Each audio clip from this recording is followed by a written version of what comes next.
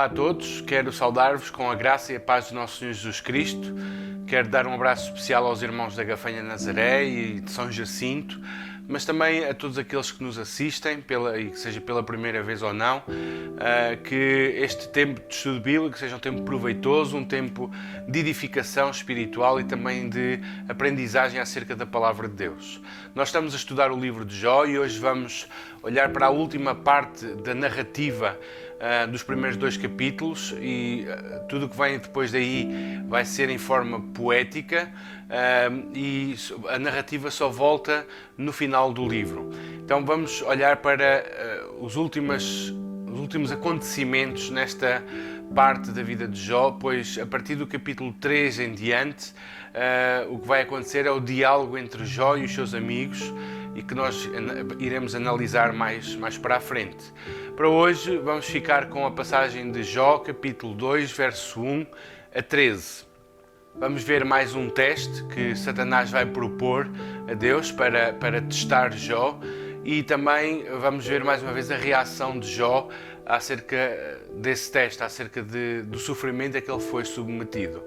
Vimos até aqui o caráter de Jó, a bênção que Deus tinha dado a Jó. Vimos também o teste pelo qual ele já passou, onde perdeu tudo, os seus bens, a sua família, suas posses, tudo foi perdido num único dia e no meio de todo o sofrimento Jó louvou ao Senhor, Jó reconheceu a soberania e a sabedoria de Deus e o direito de Deus tanto em dar como em tirar, e em tudo isso Jó terminou com a expressão bendito seja o nome do Senhor. E agora nós vamos olhar novamente para mais um episódio que vai acontecer na vida de Jó e podemos dizer que é a descida de Jó ao fundo do poço com este acontecimento. Vamos então ler Jó, capítulo 2, verso 1 a 13. Diz assim a palavra de Deus. Num dia em que os filhos de Deus vieram apresentar-se perante o Senhor, veio também Satanás entre eles apresentar-se perante o Senhor. Então o Senhor disse a Satanás: De onde vens? Respondeu Satanás ao Senhor e disse: De rodear a terra e passear por ela. Perguntou o Senhor a Satanás: Observaste o meu servo Jó? Porque ninguém há na terra semelhante a ele, homem íntegro e reto, temente a Deus e que se desvia do mal. Ele conserva a sua integridade, embora me incitasses contra ele para o consumir sem causa. Então Satanás respondeu ao Senhor: Pele por pele, e tudo quanto o homem tem dará pela sua vida. Estende, porém, a mão, toca-lhe nos ossos e na carne, e verás se não blasfema contra ti na tua face. Disse o Senhor a Satanás: Eis que ele está em teu poder, mas poupa-lhe a vida. Então saiu Satanás da presença do Senhor e feriu a Jó de tumores malignos, desde a planta do pé até ao alto da cabeça. Jó, sentado em cinza, tomou um caco para com ele raspar-se. Então sua mulher lhe disse: Ainda conservas a tua integridade? Amaldiçoa a Deus e morre. Mas ele lhe respondeu: Falas como qualquer doida. Temos recebido o bem de Deus e não receberíamos também o mal? Em tudo isto, não pecou Jó com os seus lábios. Ouvindo, pois, 3 amigos de Jó todo este mal que lhe sobreviera, chegaram cada um do seu lugar, Elifaz o Temanita, Bildad o Suíta e Zofar o Naamatita, e combinaram ir juntamente condoer-se dele e consolá-lo. Levantando eles de longe os olhos e não o reconhecendo, ergueram a voz e choraram, e cada um, rasgando o seu manto, lançava pó ao ar sobre a cabeça. Sentaram-se com ele na terra 7 dias e 7 noites, e nenhum lhe dizia palavra alguma, pois viam que a dor era muito grande. Até aqui a palavra do Senhor.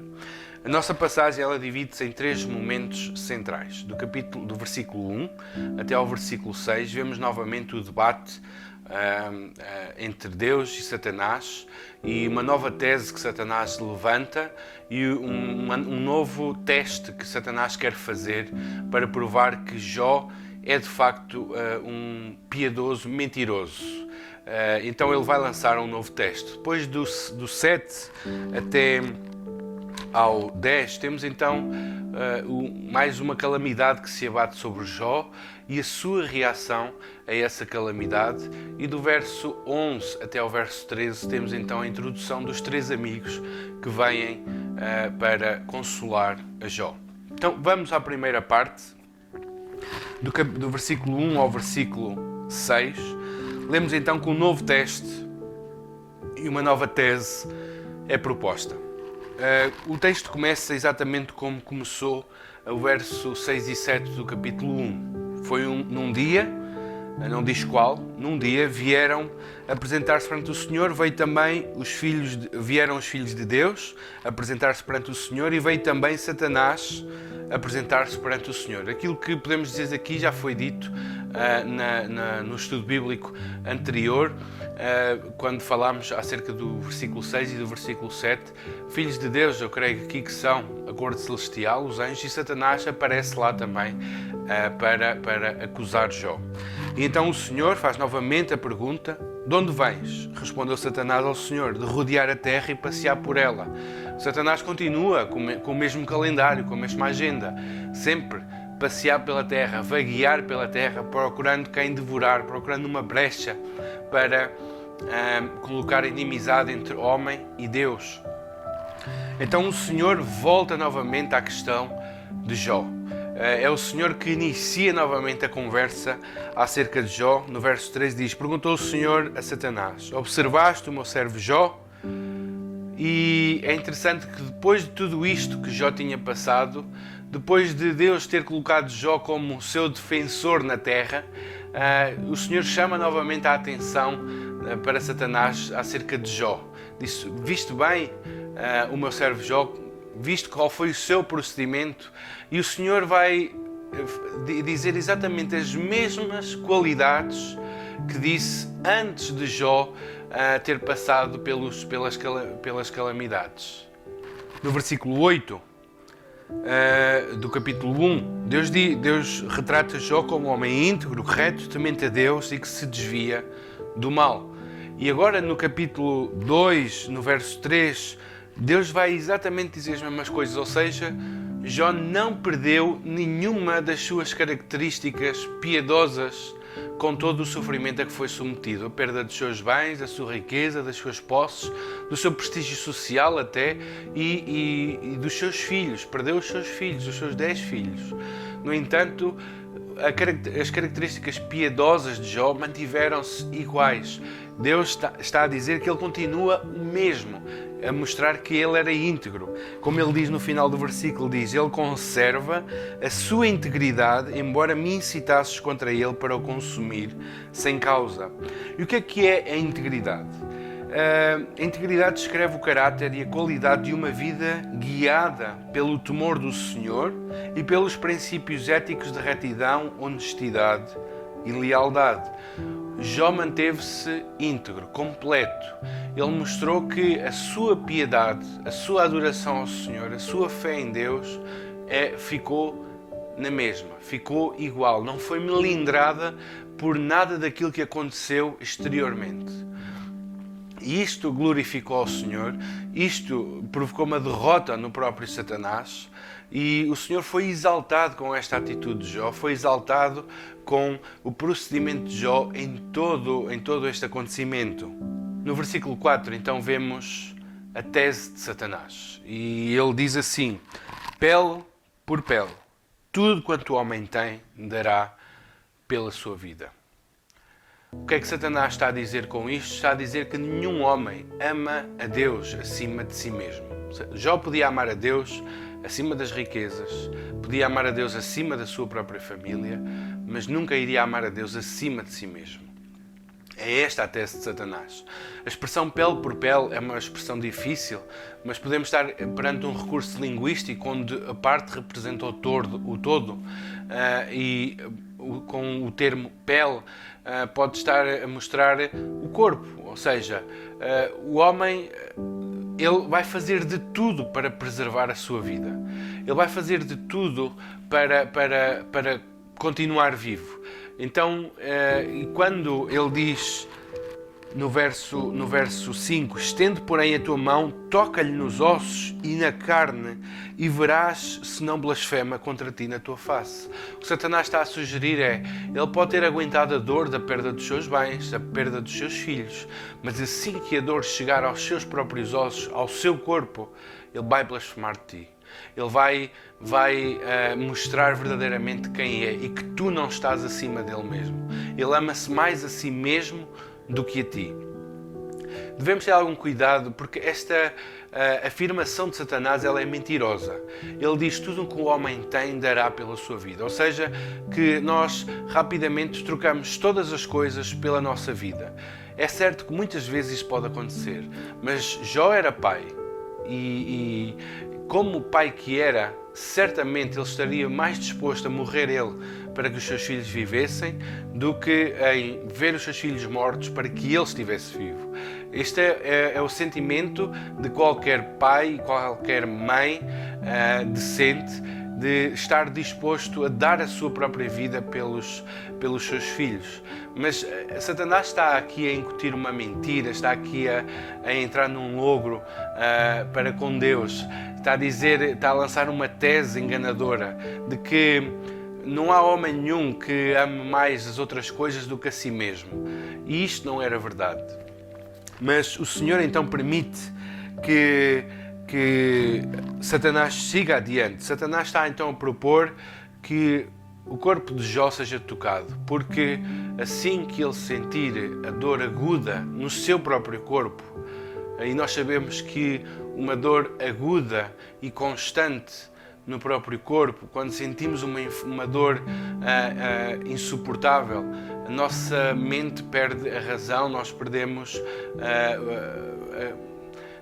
todo aquele estado racional se perde porque começamos a delirar, começamos a dizer coisas que não deveriam ser ditas e Jó quer mostrar, mediante a dor física, de que Jó amava mais a si mesmo do que a Deus. Então o Senhor permite, ele diz, estende porém a mão, toca-lhe nos ossos e na carne. Disse no verso 6, disse o Senhor a Satanás, eis que ele está em teu poder, mas poupa-lhe a vida. Mais uma vez vemos aqui a limitação do próprio Satanás. Satanás faz uma sugestão de um teste, Deus permite que Satanás siga adiante com a sua tese e Deus coloca uma restrição e Satanás só vai até onde Deus manda, nem um centímetro a mais, nem uma coisa a mais. Ou seja, Satanás só age mediante a permissão e a direção de Deus. Satanás está debaixo do controle de Deus e Satanás não pode ir além das ordens que Deus dá. Então temos aqui o primeiro cenário, uma tese que foi levantada e um teste que foi sugerido. A tese é que Jó vai mostrar que quando sentir a dor no seu corpo, ele vai blasfemar de Deus. É este o intuito de todo o livro, é este o intuito de Satanás nestas sugestões, é que não há nenhum homem que honre a Deus com sinceridade. E a qualquer momento Jó iria blasfemar de Deus. E Deus então permite que este teste venha à vida de Jó, mais uma vez para ele mesmo ser glorificado e Satanás derrotado. Então passamos ao versículo 7, à segunda parte do nosso estudo, e diz que então saiu Satanás da presença do Senhor e feriu a Jó de temores malignos. A primeira coisa que eu quero destacar é que a maneira como o autor coloca as coisas parece mostrar já uma certa pressa. É diferente, enquanto no verso 12 do capítulo 1 diz que Satanás saiu da presença do Senhor e no verso 13 diz sucedeu um dia, ou seja, parece que há um espaço de tempo entre uma coisa e outra. Satanás aqui mostra já uma certa pressa em querer ferir Jó. Diz no verso 7, então saiu Satanás da presença do Senhor e feriu a Jó. Parece que foi imediatamente a seguir. Mostra uma certa pressa da parte de Satanás em querer mostrar que tinha razão. Diz o texto que Satanás feriu a Jó com tumores malignos desde a planta do pé até ao alto da cabeça. Jó tornou-se uma chaga humana. Quando lemos tumores, devemos entender úlceras, pústulas que largavam pus constantemente. Ou seja, Jó era uma ferida aberta, era uma ferida gigante. Ele tinha feridas desde a cabeça até à planta do pé. O seu corpo largava pus, cheirava mal. Nós vemos pelo relato do resto do livro alguns dos sofrimentos de Jó. Por exemplo, diz no capítulo 30, verso 30, que ele tinha a pele enegrecida, ele tinha febre, ele tinha pústulas em contínua erupção e a largar pus, ele tinha perda de apetite e emagrecimento, ele tinha depressão, choro, insónias, pesadelos, mau hálito, falha de visão, apodrecimento dos dentes. Ele emagreceu a ponto das costelas quase furarem a pele. Ele ficou num estado deplorável, numa situação horrível, aquela em que se encontrava Jó. Francis Anderson, ele diz que esta imagem é uma gélida imagem de que o homem é pó tirado da terra. Realmente o ser humano é capaz de chegar a situações deploráveis, e Jó tinha chegado a uma situação horrível.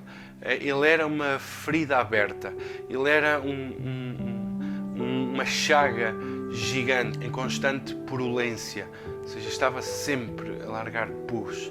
Então diz o texto que no verso 8 que Jó estava sentado em cinza e tomou um caco para com ele raspar-se. Provavelmente ele pegou num pedaço de telha e raspava a sua pele para largar aquele pus, para aliviar um pouco a sua dor. Tal era o seu sofrimento. E ele sentou-se em cinza. E aqui alguns comentadores entendem que ele pode ter ido para fora da cidade, para o lugar onde o lixo era largado, ou pode ter só ficado exatamente num lugar onde havia cinza, mostrando assim a condição social dele, que era um lixo humano. Ou seja, ele estava numa situação completamente deplorável. Ele era um homem enlutado, era um homem pobre, era um homem falido e agora era um homem doente. Então aqui entra a mulher de Jó, que até aqui não tinha entrado na narrativa. E no verso 9 diz: então sua mulher lhe disse: ainda conservas a tua integridade?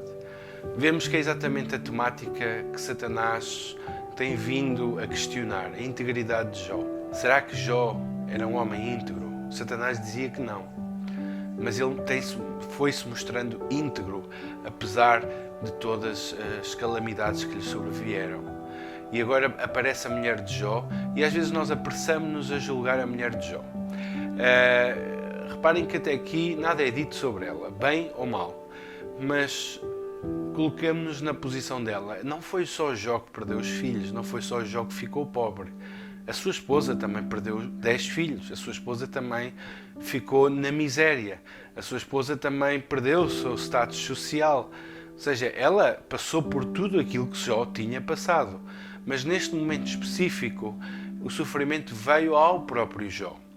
E a mulher de Jó parece que desanimou neste momento, parece que perdeu a fé e desistiu de Deus neste momento específico, ao ver o marido num estado deplorável, num estado de miséria autêntica, da mais profunda miséria humana que se pode ter. Então ela faz esta pergunta a Jó: ainda conservas a tua integridade? Tu ainda consegues louvar a Deus? Ainda consegues servir ao Senhor, adorar ao Senhor mesmo em tal miséria? Amaldiçoa o teu Deus e morre. Morre de uma vez, homem. Não estejas para aí a sofrer.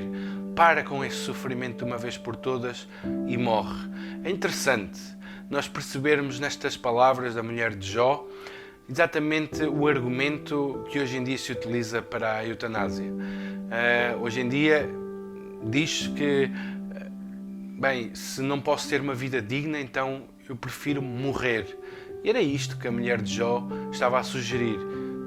Tu perdeste tudo, toda a tua dignidade foi perdida. Tu eras rico, agora és pobre. Tu eras bem reputado, agora és um miserável. Tu eras um pai de família, agora não tens um filho sequer.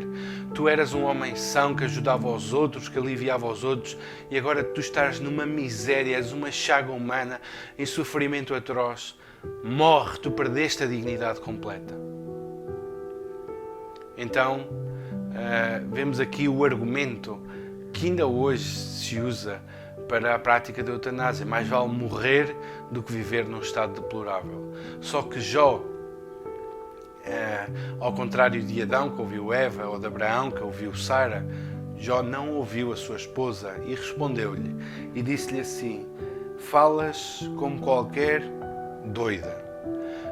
Jó não está a chamá-la de ímpia, nem de perversa, mas está a dizer que ela fala como uma doida, como alguém que não tem discernimento, como alguém que perdeu a capacidade de entender as coisas, perdeu a noção do que significa servir a Deus, do que significa ser um servo de Deus. Ela perdeu o discernimento dos acontecimentos. Então ele diz: falas como qualquer doida. E agora Jó corrige a esposa. E vemos aqui a reação de Jó a mais este sofrimento. E ele diz: temos recebido o bem de Deus e não receberíamos também o mal? É interessante perceber como Jó, mais uma vez, reconhece que tudo aquilo que tem ou não tem, vem de Deus. Todas as posses, todas as bênçãos, todo o mal, vem de uma só fonte, vem de Deus. E ele diz à esposa: olha, enquanto Deus nos deu casas, terrenos, gado, filhos, prosperidade, nós nos alegramos com isso. Nós fomos abençoados com isso. Então, mas Deus, se nós nos alegramos com isso e se recebemos isso de mãos abertas, de braços abertos, devemos agora receber também o mal. E Jó mostra esta disposição em receber da parte de Deus tudo aquilo que Deus manda, independentemente do que seja. Reparem que não é só uma atitude submissa em aceitar aquilo que Deus tem para a nossa vida. É receber aquilo que Deus nos quer dar, independentemente do que seja. É uma atitude ativa da parte de Jó. Eles receberam bem, eles estiveram de braços abertos para receber o bem que Deus lhes deu e agora estavam de braços abertos, ou Jó estava de braços abertos para receber o mal que Deus tinha enviado. Mas em tudo isto, Jó reconhecia que era Deus que dava, era Deus que mandava, era Deus que dava tanto o bem como o mal à sua vida, e ele recebia tudo como vindo de Deus e achava sempre motivo para louvar ao Senhor. Um autor diz: quando o mal, e não somente o bem, é recebido de Deus, cada experiência de vida torna-se uma ocasião de bênção. Jó recebeu tudo aquilo que Deus lhe mandou, seja bem, seja mal. Jó reconheceu que Deus tinha o direito de dar e tinha igual direito de tirar. Jó reconheceu e recebia as bênçãos que Deus lhe deu e recebia igualmente as calamidades que Deus lhe deu. E diz o autor, a terminar esta parte, que em tudo isto Jó não pecou com os seus lábios.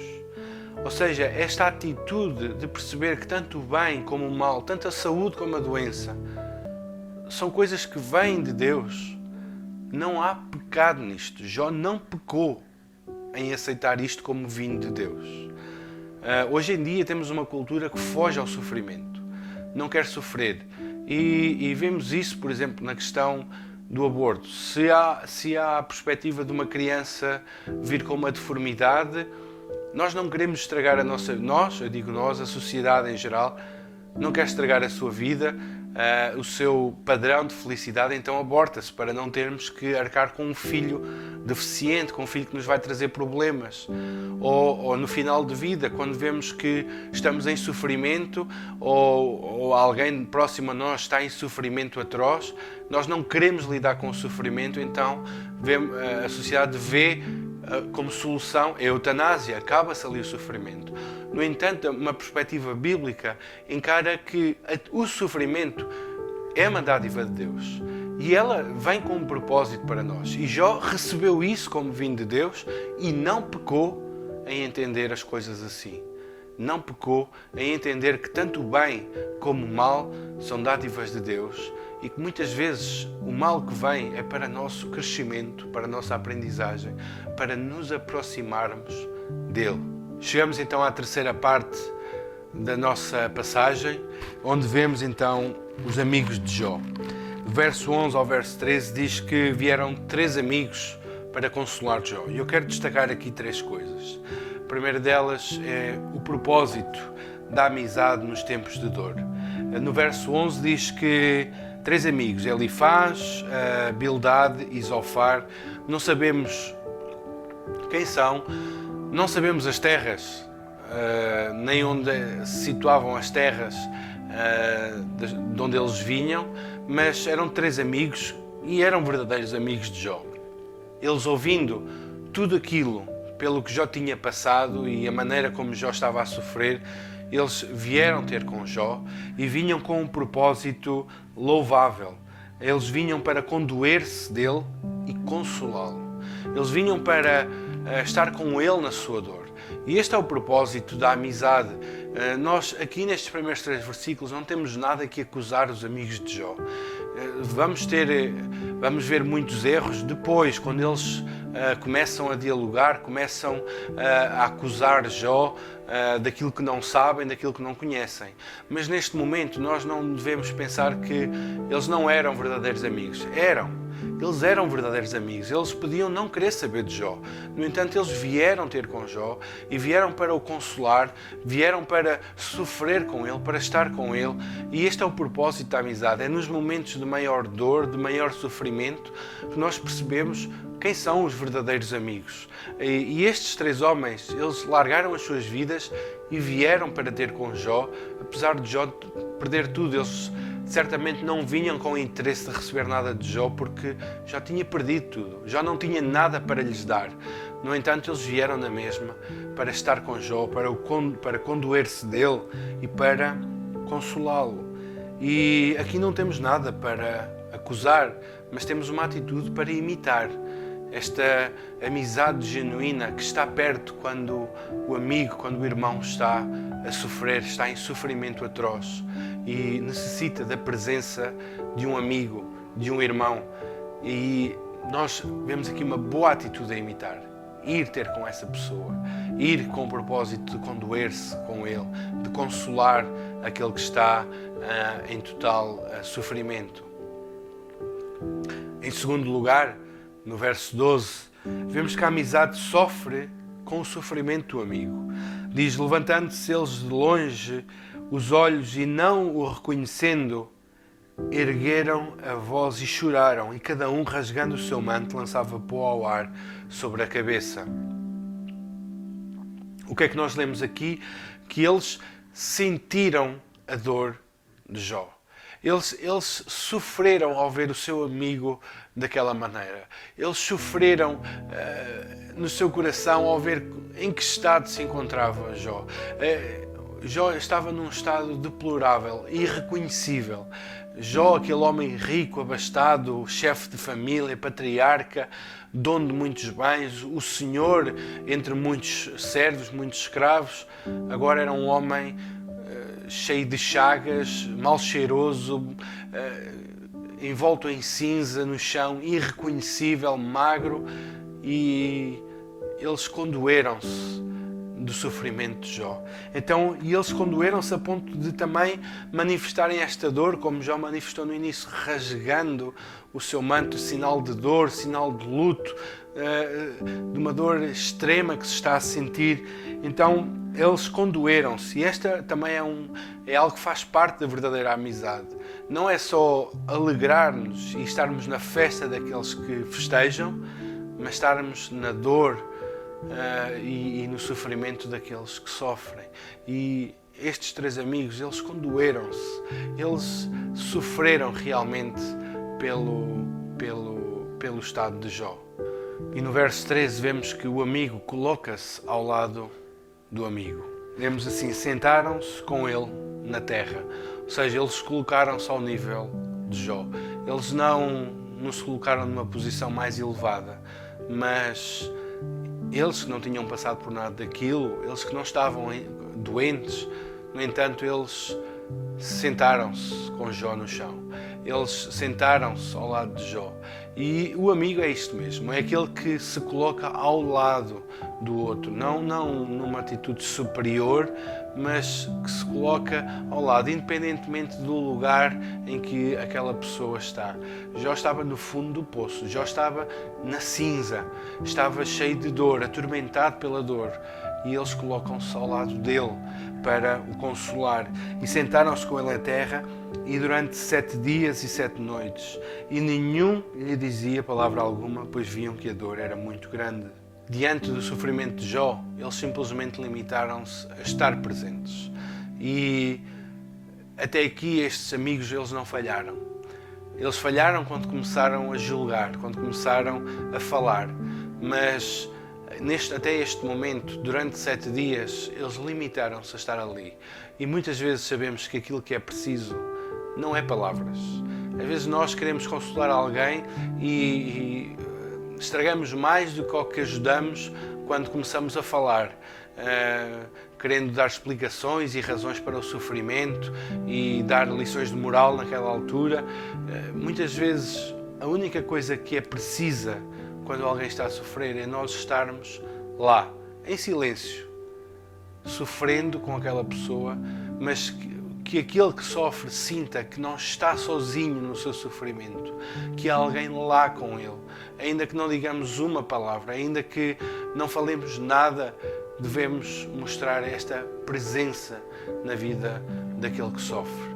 Então, 3 atitudes louváveis dos amigos de Jó, pelo menos até aqui, que é um propósito de ir consolar aquele que sofre, também o colocar-se ao lado daquele que sofre e o estar presente na vida daquele que sofre, sem julgamentos, sem grandes lições de moral, mas simplesmente abençoar o outro com a presença, com um ombro amigo, com um abraço, com um beijo, com o estar ali perto para o ajudar, para o consolar. E eu quero, à luz deste texto, não posso deixar de falar acerca de um outro homem. Jó não escolheu sofrer. Jó aceitou, é certo.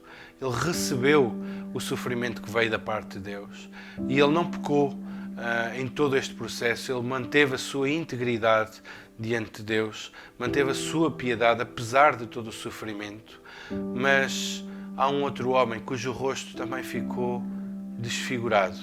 E este outro homem é Jesus Cristo. Ele não somente foi submetido, não somente recebeu a dor, mas ele voluntariamente se entregou a ela. E Jesus Cristo, como diz Isaías, ele ficou desfigurado por causa da sua dor, por causa do seu sofrimento. E o nosso Senhor Jesus Cristo, ele não só recebeu, como eu já disse, mas ele submeteu-se a este sofrimento. Ele submeteu-se à ira de Deus, à ira dos homens. Ele morreu naquela cruz. Ele absorveu o cálice da ira de Deus naquela cruz. Ele submeteu-se a um sofrimento tal para que nenhum de nós tenha que sofrer daquela maneira. Nós podemos chegar a sofrer como Jó. Podemos. Não estamos livres disso. Nós não sabemos quais são os planos de Deus para a nossa vida. E nós sabemos que há muitas pessoas que sofrem coisas muito idênticas ao sofrimento de Jó. Ninguém está livre de passar por esses sofrimentos. Mas há um sofrimento pelo qual Deus nos livra mediante Jesus Cristo, que é o sofrimento da ira eterna. Não é o sofrimento físico, da doença, da pobreza, é o sofrimento da ira eterna de Deus sobre o ser humano. E este sofrimento, nós sabemos que não iremos passar por ele, porque nosso Senhor Jesus Cristo, Ele mesmo sujeitou-se ao sofrimento em nosso lugar. Ele mesmo suportou a ira de Deus, suportou o castigo de Deus em nosso lugar. Podemos sofrer como Jó, mas jamais sofreremos como Cristo, que se entregou nas mãos de Deus para sofrer por nós, para que nós nunca mais soframos daquela maneira. Também quero que aprendamos com Jó a olhar para o sofrimento de uma perspectiva diferente. Nós passamos momentos tremendos, nunca antes vistos na história do mundo com a Covid-19, mas há mais problemas além da Covid-19. A Covid-19 não é o maior problema ou o único problema do mundo. Muitas pessoas estão a morrer, estão a sofrer, estão a agonizar de outras coisas que não a Covid-19. E muitos de nós iremos sofrer de muitas outras coisas que não a Covid-19. Mas em todo o sofrimento que possa vir à nossa vida, em toda a dor que nos possa vir a atormentar o nosso coração, eu quero que nós nos lembremos, e isto é para mim também, nós temos que nos lembrar destas palavras de Jó, desta atitude que honrou a Deus, glorificou a Deus e não peca contra Deus, que é reconhecer que o Senhor é soberano. Ele tem o direito de dar e de tirar. Ele tem o direito de dar o bem, mas de dar o mal. E aqui o mal não é o pecado, é o mal, a calamidade. E nós devemos estar dispostos a receber tudo da parte de Deus. Deus tem os seus propósitos. Deus teve um propósito grandioso na vida de Jó ao aproximar-se dele, ao fazê-lo a conhecer mais acerca de Deus. No entanto, era inevitável que Jó passasse por este sofrimento. Mas Jó manteve a sua integridade, manteve a sua piedade, manteve a sua fé em Deus, apesar de todo o sofrimento a que estava acometido, apesar de toda a dor que sentia no seu corpo e no seu coração. Jó manteve a sua fé em Deus, sabendo que Deus é bom, Deus é sábio, Deus é perfeito. E nós vamos sofrer. Vai haver momentos em que nós vamos perder entes queridos, vamos perder pai, mãe, irmãos, esposa, marido, filhos. Vai haver momentos em que vamos perder o nosso dinheiro, os nossos recursos. Vai haver momentos em que nós vamos adoecer e vamos passar por momentos dolorosos na nossa vida. E que em todo o processo, em todos estes momentos, cada um de nós possa realmente ter esta clareza, este discernimento e esta fé no Senhor de dizer em tudo isto e no meio de tudo isto, louvado seja o nome do Senhor. O Senhor é bom, o Senhor é perfeito, o Senhor é sábio. Se Ele me quis abençoar antes, graças a Deus. Se Ele agora me está a dar esta doença, esta tragédia, graças a Deus à mesma. Eu estou a aprender com isto. São os seus propósitos na minha vida. É aquilo que Ele tem para mim neste momento e eu recebo, sabendo que Deus não me abandona jamais, em tempo algum. Então que possamos aprender a olhar para o sofrimento de uma perspectiva bíblica, uma perspectiva bem diferente daquela que o mundo nos quer apresentar. O mundo foge do sofrimento. O mundo perdeu a capacidade de lidar com o sofrimento. Por isso se pratica a eutanásia, por isso se pratica o aborto. Não há já mais esta capacidade de lidar com a dor. No entanto, aqueles que são filhos de Deus, aqueles que têm a fé no Senhor Jesus Cristo, fé em Deus, esses devem mostrar a diferença e que, apesar de todo o sofrimento, eles mantêm a sua integridade e mantemos a nossa integridade diante de Deus, mantemos a nossa fé em Deus, sabendo que Deus reina, Ele sabe o que faz, Ele tem propósitos soberanos para todas as coisas, que nós possamos aprender com este sofrimento. E lembremos mais uma vez, podemos sofrer muito neste mundo, mas aqueles que confiam em Cristo, Cristo sofreu muito mais, infinitamente mais do que Jó, para que nós fôssemos libertos deste sofrimento eterno. Que o Senhor nos abençoe, que o Senhor nos ajude e nos capacite, seja em momentos de dor, seja em momentos de bonança, seja em momentos de riqueza ou de pobreza. Em tudo isso que nós possamos dizer, louvado seja o nome do Senhor.